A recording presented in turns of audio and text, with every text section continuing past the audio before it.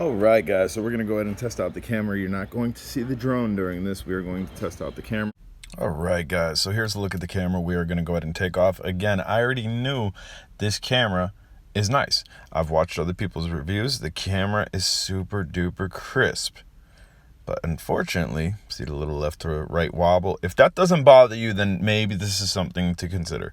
But as far as myself, I would like to see that left wobble be able to either be flown properly so we don't have to deal with it, like go in a forward pace motion where we're constantly pitched forward and we get a nice clean video, or let's give us a real controller. Like it is what it is, one or the other for me. Or add image stabilization. If you're not going to release a new controller, then put image stabilization on this and you might still have something despite the fact not being able to control the drone precisely. Right now we're using the roller. There's a simple roller that you can adjust your yaw rate, which is really nice and works really well. But again, you have that kind of like you're on the ocean effect, left to right, where it's just left to right.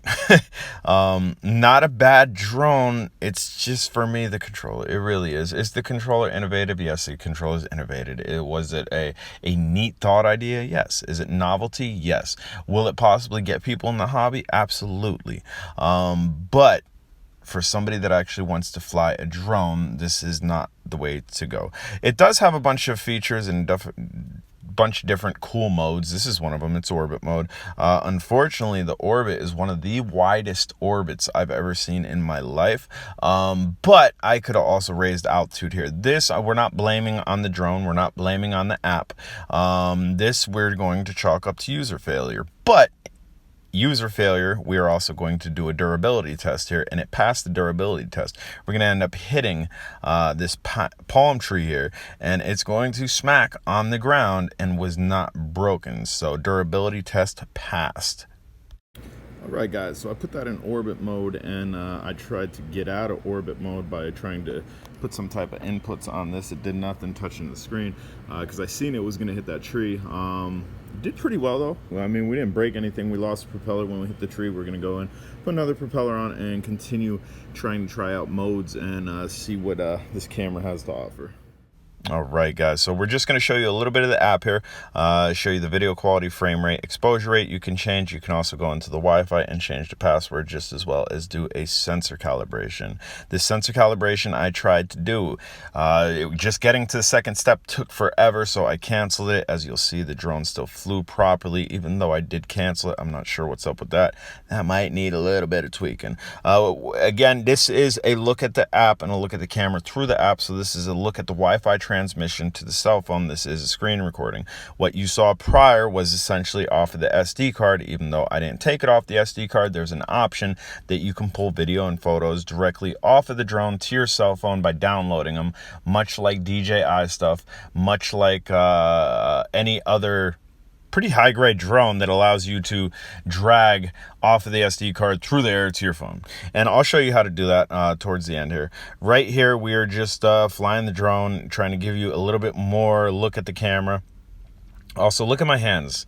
Dude, this is a big problem for me. This is supposed to be one-handed. One-handed. We got a one-handed controller. But I'm utilizing both of my hands because the app you need a cell phone for.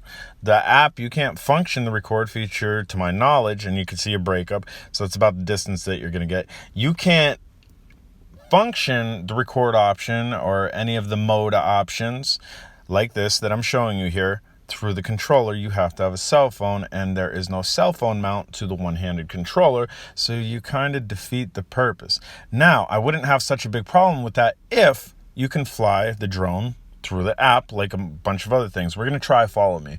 But to my knowledge, you can't do that. I wouldn't have a problem with it if you can fly the drone through the app, much like the Tello, adding your own controller. That would make this drone a slam dunk and a knockout of a park because, as I've said before, the styling I absolutely love more than a lot of drones. I'm going to say the styling of this drone's like top, I don't know, maybe like top 5 or 6 out of small drones. It's brushed, direct feed brushed. That is huge in my book. I absolutely love that, just as well as the embodied camera. And then the camera Dude, this camera eats the Telos camera. But what it does not do, there's no image stabilization. There's no camera out there without image stabilization that's going to beat another camera with image stabilization, unless there's a gimbal. And obviously, this is so small, you're not attaching a gimbal to this. So this drone has the building blocks to be an amazing drone. As you can see, the follow me works pretty well. If I had this down lower and closer to myself, it'd probably work even better, but I did have it considerable amount away from myself, and it did well. It definitely did well. The follow me did well.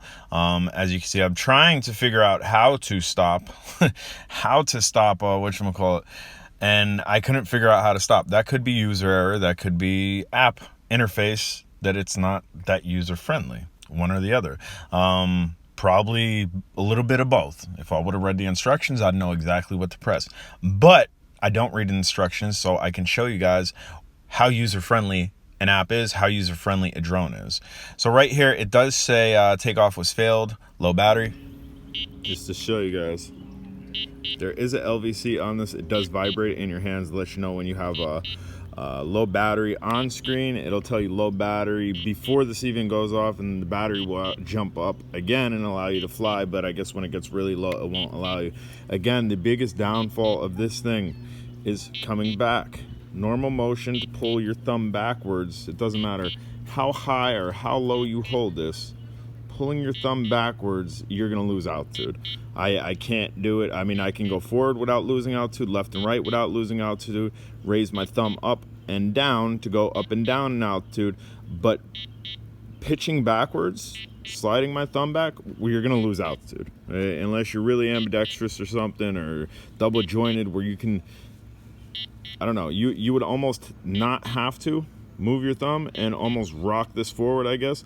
But even that's going to send you into a back pitch and likely a right pitch. So I don't know. Guys, I'm Jadron. If you haven't subscribed, please do. The video quality on this looks pretty good. It looks actually better than the Telos, but there's no image stabilization, and because there's no real controller to finesse a flight like you can with a Bugs 3, where you could constantly go in forward motion and pitch forward and have precise controls over it, getting excellent footage off this isn't probably going to happen. You're going to constantly have that left to right shake like this, or forward to backward shake like that. I don't know, man. It's tough. Hopefully the images, I took some pictures, hopefully they came out good. Maybe this is a camera drone, but for the price to be a camera drone, I don't know. We need a real controller. That's what we need. Sure, this is innovative. This is something out of the box, but a lot of it, I don't know. If it works, don't try to fix it. A real controller works. Don't try to fix it.